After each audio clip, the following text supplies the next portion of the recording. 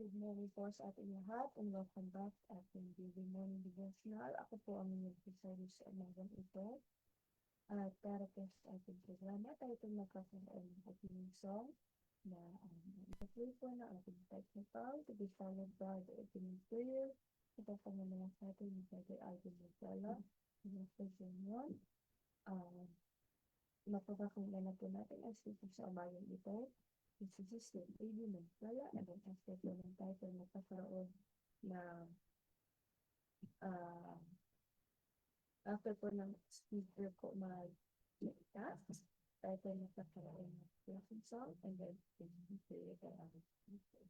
So, ito po simple din yung programa natin sa umagang ito. Kaya ngayon po, kaya dibakin na sa ating song.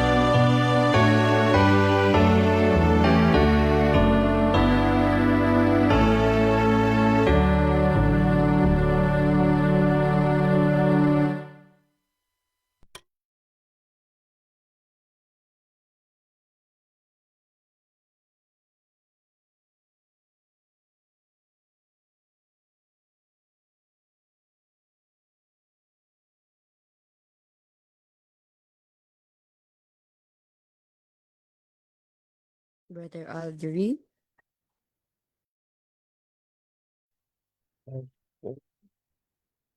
Dear Heavenly Father, I'd like to thank you for guiding us throughout uh, the night. Thank you for waking us up again this morning, for giving us life and strength, and for this opportunity once again to gather together and study your word.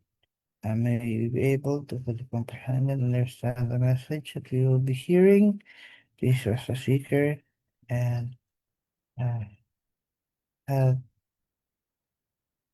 may we be able to apply the things that you are going to be hearing, our hearts and minds, and our daily lives, so that we become the children that you'd like us to be and become good examples for those around us. Please continue to guide and bless us throughout the rest of the day, and thank you for always hearing and answering our prayers. In Jesus' name, I pray. Amen.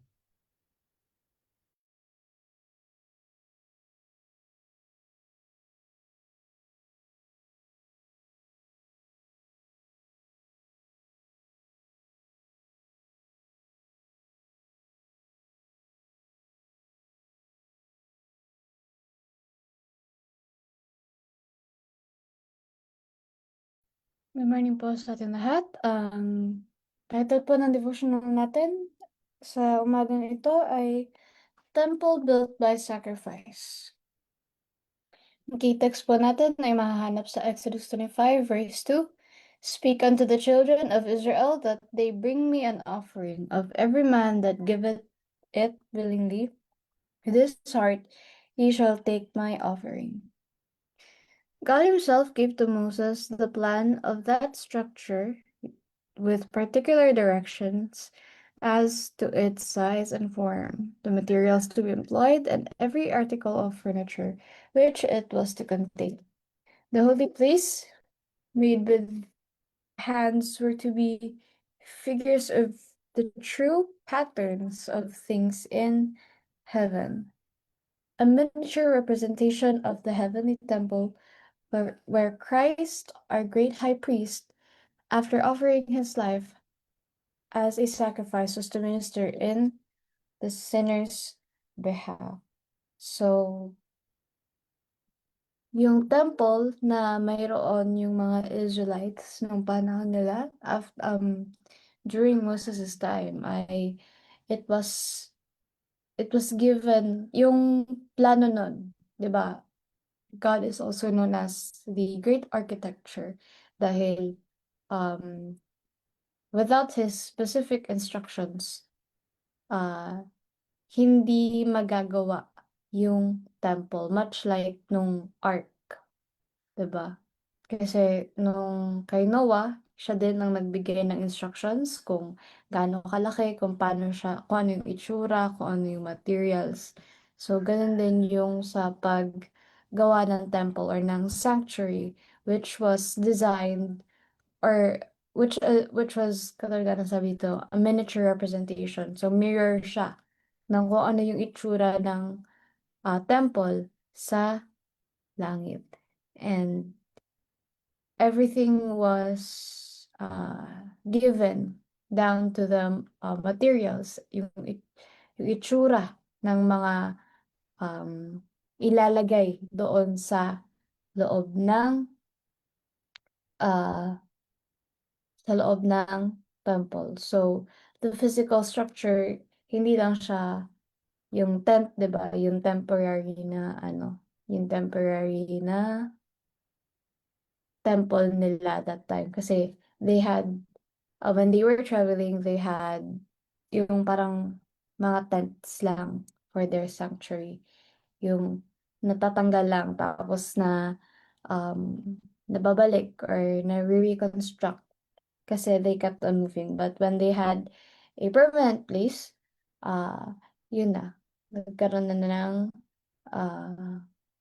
physical or permanent na temple para sa kanila. And it was just not physical na parang figure. It was also an object of lesson that God designed para ma-visualize ng mga tao din yung plan of salvation na inihanda ni Christ. For the building of the sanctuary, great and expensive preparations were necessary. A large amount of the most precious and costly materials was required, yet the Lord accepted only free will offerings. Of every man that giveth it willingly with his heart ye shall take my offering, was the divine command repeated by Moses to the congregation. Devotion to God and a spirit of sacrifice were the first requisites in preparing a dwelling place for the Most High. So, as we know naman, malaki ang sanctuary and the cost and materials ay napaka expensive din even at their time. So, sa paggawa nun ay syempre kailangan ng tulong or kailangan ng cost or funding from the people din. But kung sino lang yung willing or kung ano lang yung willing na offering na ibibigay ng mga tao, yun lang daw yung kukunin ni Moses. Sabi ng Panginoon, yun lang yung kukunin niya sa mga tao dahil hindi fino-force ng Panginoon na, ito, dahil mayaman ka, ito ang ibigay mo. So, hindi siya ganun. Kung sino lang yung willing na magbigay freely sa kanila, para sa sanctuary, para sa temple, para sa paggawa ng temple, ay yun yung kukunin nila. So, it does not stem from how much you can give, but um God cares more about why we give, kung willingly natin itong ibinibigay, because devotion and a willing spirit, yun yung pinaka unang mga bagay, or yung first requisite, or ano ba tawag dun? Yung first requirements para maging ah, para mag-dwell dun makapag-dwell ang Panginoon dun sa temple. Dahil if it came from a heart that was forced to give, ah, makikita din sa ano yun, hindi mo mararamdaman yung holiness and sanctity nung lugar. All the people responded with one accord.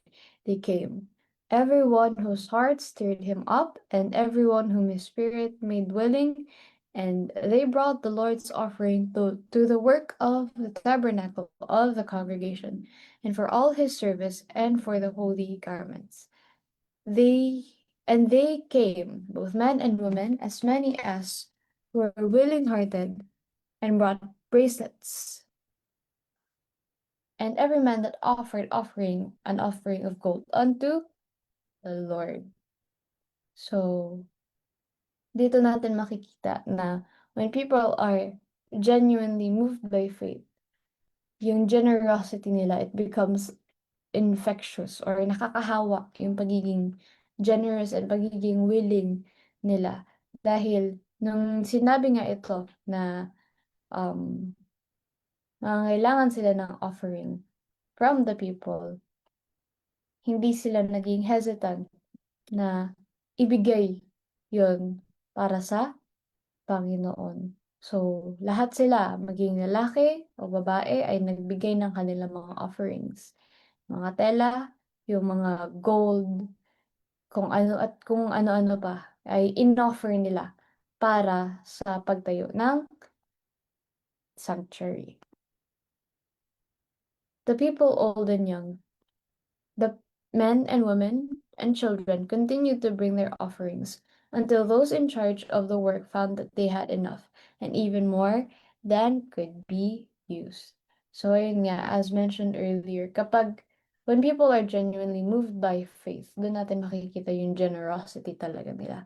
Because lahat ng tao, maging bata, maging matanda, maging lalaki, maging babae, maging children, or like bata din talaga, ay patuloy yung kanilang pagbibigay ng offerings until nakita ni na Moses, or yung mga tao na magka-construct ng temple, na they already had enough to make the sanctuary, the temple, and they found more than they actually needed. And it is because all were moved by the Spirit of God. All who love the worship of God and prize the blessing of His sacred presence, so manifest the same spirit of sacrifice in preparing a house where He may meet with them. So, ayun po,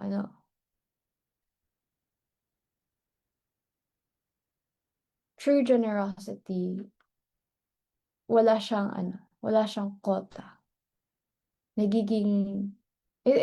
It generally overflows. So, ang tanong dito ay, or let us examine ourselves if we have that same willingness or generosity to give to Christ, if we are faithful enough, kahit sa ano pa lang, sa tithes and offerings, kasi yun lang naman yung hinihingi sa atin ng Panginoon. Hindi na tayo hinihingan ng kung ano pang iba. So, let us examine ourselves if we are even faithfully giving tithes and offerings as the beck and call for us na parang donations para sa Panginoon. I-examine natin yung ating mga sarili kung nagagawa na ba natin siya. And if we are doing it out of willingness or out of duty. Kasi medyo magkaiba yon. Kung feeling mo duty mo siya and you're not willing, ibang iba yung feeling na nagbibigay ka dahil kailangan mo lang, kaysa sa nagbibigay ka dahil kailangan at gusto mo. So, ayan. So, let us examine ourselves kung gano'n na ba natin kamahal ang Panginoon? Kung gano'n ba natin kamahal ang samba sa Kanya na kaya natin at willing tayo na mag-sacrifice ng ating earthly riches dito para sa gawain niya. So, yun lamang po ang ating devotional. So, meron ba pala?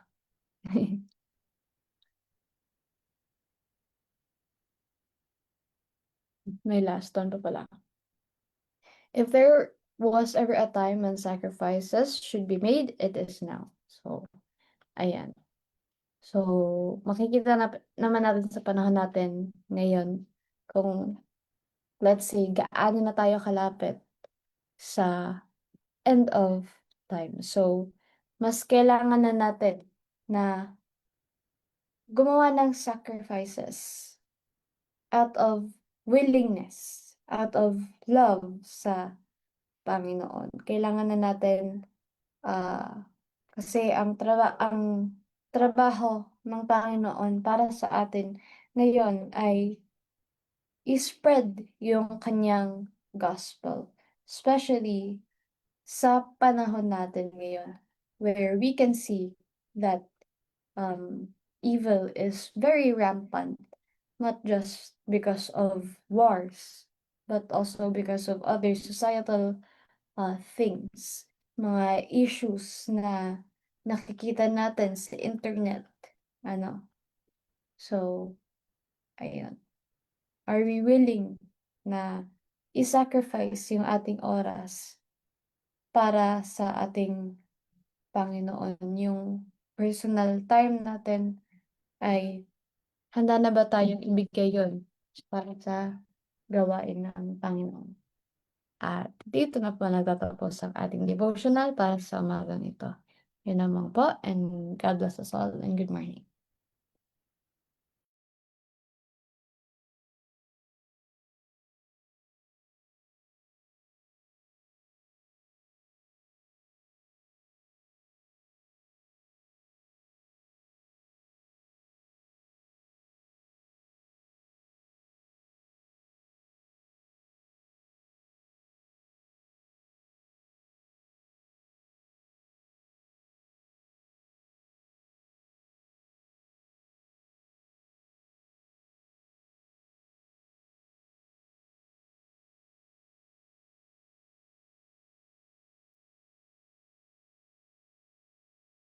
Ayan, thank you so much, Sister TD, sa napakagandang mensahe na binahagi niyo sa atin ngayong umaga. Di na ipinag-iusapan niyo dito na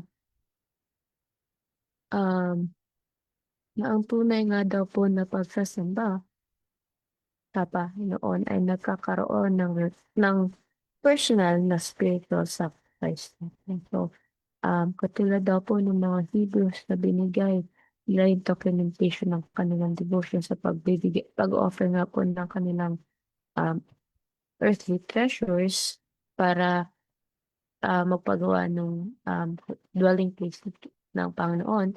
Yung mga modern believers na po o tayo ngayon ay tinatawagan din po na mag-sacrifice po natin o i-sacrifice po natin yung ating selfish desires, ang ating oras at ang ating gamit para po ay nga po sa gawain ng Panginoon. Kapag ating nga pong minamahal ang presensya ng Panginoon o kapag pina-prize po natin ito or inaalagaan ang ating buhay ngayon, dapat po natin i-demonstrate sa ibang tao ang parehong self-denial para din daw po ma-prepare ang ating puso as holy temples para sa Diyos. So, ayun po ang devotional natin. Kaya ngayon po tayo dumako na sa ating closing song and yung closing prayer by our speaker.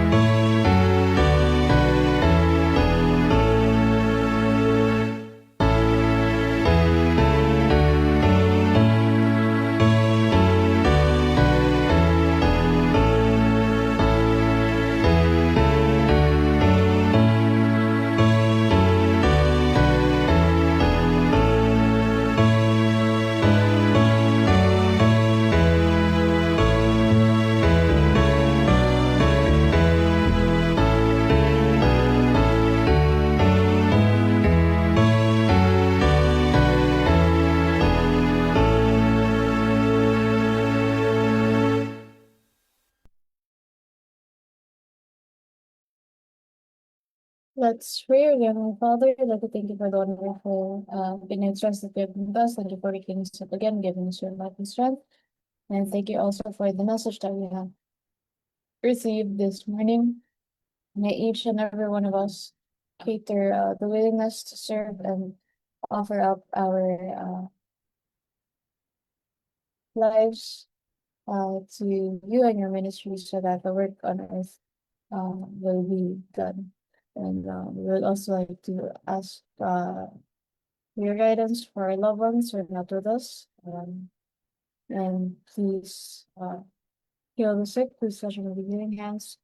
And thank you for always hearing us in our prayers. In Jesus' name we pray. Amen. Amen. And maraming salamat po, Sister Trudy, sa pag-lead ng ating closing prayer and sa pagbahagi sa atin ng magandang mensahe ngayong umaga. Maraming salamat din po sa mga kasama natin dito sa Zoom and sa mga nanonood po sa Facebook Live. Sana po ay samahan niya kami muli mamayang gabi para po sa ating daily evening devotional. Magaganap po ng alas 6 ng gabi. And bukas po ng umaga para po sa ating daily morning devotional na magaganap po ng alas 5 ng umaga. Dito po nagtatapos ang ating programa. Kaya once again, good morning po sa ating lahat and God bless us all.